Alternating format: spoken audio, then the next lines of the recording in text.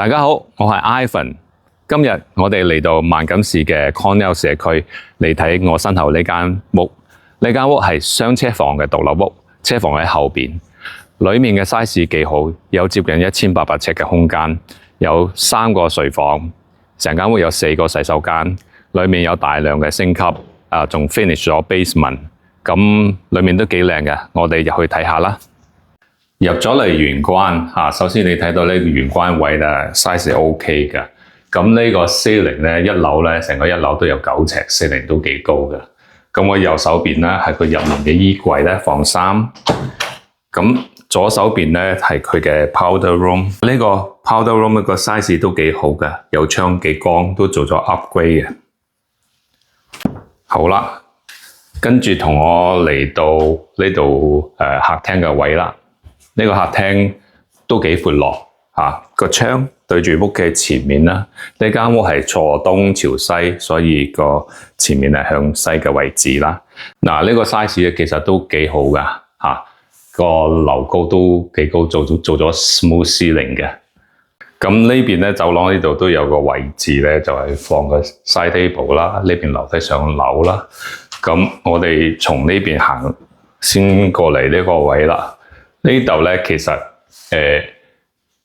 個職應該係做一個 dining room 嘅，將來買家可以喺度放一個 full size 嘅 dining set 都冇問題。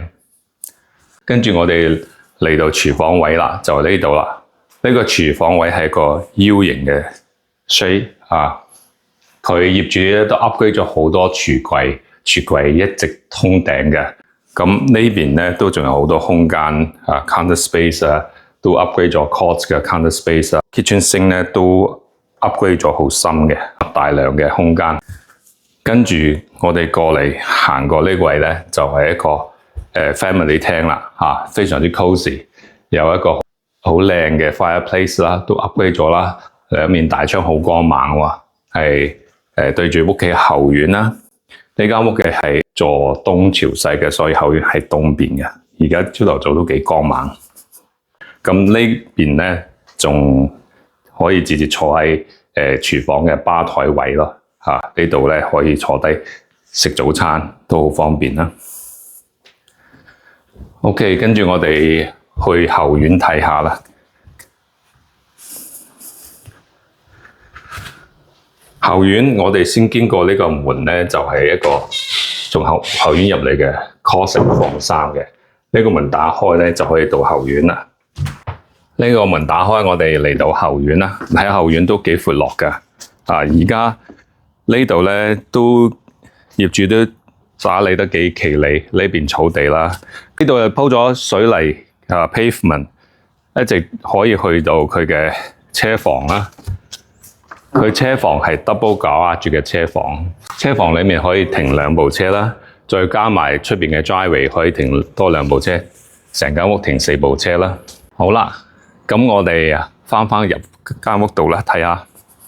返嚟屋企，咁而家我哋上去樓上睇下睡房啦。好啦，我哋而家上到2樓啦，我哋先睇我左手邊嘅主人房啦。主人房先經過，當然就係佢嘅屋企嘅 closet 啦。都幾大㗎，佢做咗 shell 添。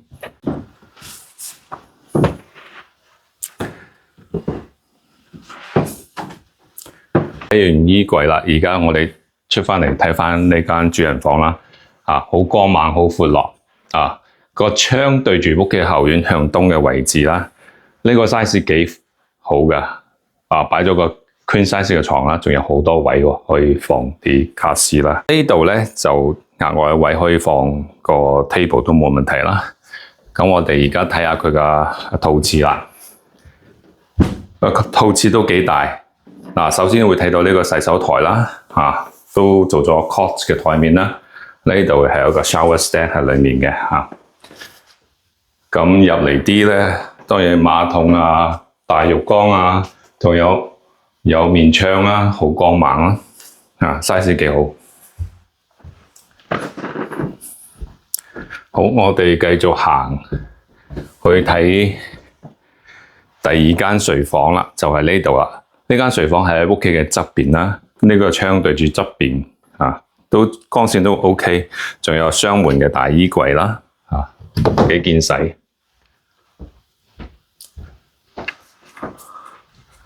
好，跟住我哋睇第3個睡房啦。呢間睡房光猛好多，同埋都大少少。咁個窗咧，兩面窗咧對住屋企嘅前面啦，向西嘅位置。呢邊放床入，嗰邊係單門嘅衣櫃啦。咁呢度仲有額外位置，可以放個台讀書用。OK， 咁經過呢個係 linen closet 啦，放嘢啦。最後睇返呢度咧，佢係公用廁所啦。公用廁所呢度咧個洗手台都幾闊落嘅係 upgrade 咗個台面嘅counter top 啦。咁呢個洗手間都幾大嘅呢邊仲有窗喎，對住屋企前面咧向西嘅位置啦，仲有浴缸去沖涼非常之 standard 嘅 size 幾好。好啦，咁我哋而家落去睇下 basement 啦。落到1樓，我哋從呢度落去 basement 啦，睇下。落到 basement 我哋先睇下呢個門，打開就係佢嘅洞房啦，好多空間可以放嘢嘅。咁而家我嚟到 basement 嘅呢個大廳啦，呢個大廳好闊落，平時喺呢度咧作為一個娛樂空間啦，呢度係掛電視睇電視啦，嗰個 ceiling 都夠高㗎，都做咗好多 pop light 喎，好光猛跟住同我哋繼續行過嚟呢度咧，佢做咗一個洗手間啦。洗手間呢度咧，左邊呢邊咧係一個 shower 啦，呢度係洗手台啦，係石面嘅洗手台，所以都好 standard 啦，幾好用嘅。OK， 跟住我哋經過呢度咧，係一個好大嘅空間啦，可以做儲藏室啦，可以放好多嘢啦。OK， 跟住其他門打開咧，呢度咧就係一個洗衣房嘅位置啦，洗衣機、乾衣機同埋啲 machine 都喺呢度啦。跟住仲有個門，呢度其實打開就係一個放儲藏空間啦，都幾實用。好啦，我哋睇完啦，我哋去做個 summary 啦。好啦，我哋而家做個 summary 啦。先講下呢間屋嘅 location 啦。呢間屋係位於萬錦市嘅 Cornell 社區，係喺 Highway 7同9街嘅交界處啦。咁呢度都非常之方便嘅，臨近就有Cornell Community Centre 啦。咁揸車咧可以好快去到407啦，返工都好方便。咁周邊都好多購物中心公園醫院各種設備都好齊全啦。咁學校方面都唔差嘅，其實佢高中有 Bill Hardware Secondary School 啦，小學有 Little Rouge Public School 個分數都幾好嘅。咁而家介紹下呢間屋嘅狀況啦。咁呢間屋係一間雙車房獨立屋，車房係分離嘅，喺屋企嘅後邊啦。車房裏面停2部車，個 driveway 再停多2部車，總共停4部車。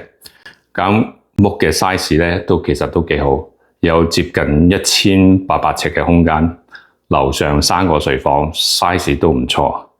成間屋總共有4個洗手間，咁個房齡咧係約莫19年，狀態都幾好 ，keep 得幾好。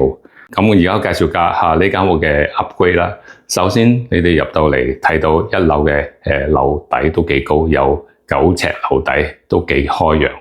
咁1樓咧個ceiling咧做咗 smooth ceiling 啦，做咗唔少嘅 pop light 啦。1樓嘅地板都係實木啦，最新潮嘅顏色啦。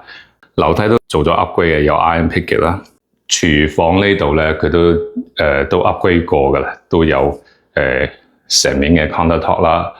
嗰個 cabinet 咧都 upgrade 到做到頂嘅，好大量嘅空間啦。佢 basement 咧都 finish 咗啦，有娛樂空間啦，同埋有一個洗手間啦。好啦，最後講下個價錢啦。呢間屋啱上市，咁個價錢係1099990蚊，咁唔使搶 offer。所以各位朋友，如果睇咗呢條片，有咩想法，可以歡迎喺評論區留言啦。咁如果大家對呢一間屋有興趣，或者近排考慮過買賣房屋嘅話，歡迎隨時同我 contact 啦，打我電話，加我微信或者同我 WhatsApp 啦。咁我哋呢期嘅介紹到此為止，下一期再見啦，拜拜。如果大家覺得我哋嘅資訊有用嘅話，歡迎 like、subscribe、撳埋個鐘仔，同埋畀啲 comment 我啊！